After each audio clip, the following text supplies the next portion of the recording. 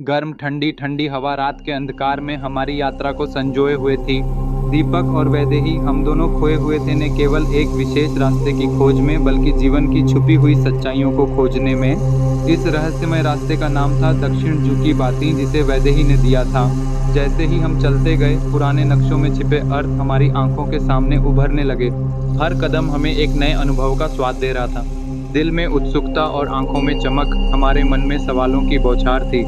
वैदेही सवाल पूछ रही थी और मैं उसे उत्तर देने की कोशिश कर रहा था।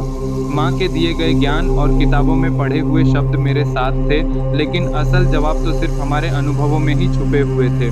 जैसे ही हम गंगा के घाटों के पास पहुंचे, हमें वहां की धीमी आवाज़ों ने बांध लिया। घाट पर छिड़कते पानी की आवाज़, दूर से आती साइकिल की घंटी, सब कुछ हमें सोचने पर मजबूर कर रहा था। क्या ये आवाज़ें किसी संकेत के समान थीं? हमने महसूस किया कि ये छोटी छोटी चीज़ें भी हमारे रास्ते की ओर इशारा कर रही थीं। हर संकेत की जड़ में एक गहरी कहानी थी। काशी के काल भैरव की कहानी हमें याद आई, जिसमें सुरक्षा और कठिन परीक्षा का एक पहलू छिपा था।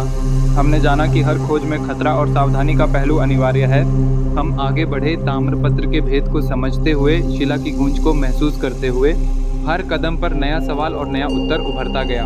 इस अद्भुत सफ़र ने हमें आपस में जोड़ दिया था। यह केवल दीपक और वैदेही की यात्रा नहीं थी, बल्कि यह आप सभी की भी थी।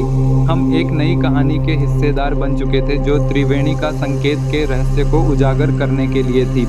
इस खोज में कुछ नई कहानियों का एहसास हो रहा है। क्या हम इस रहस्य को सुलझा पाएंगे?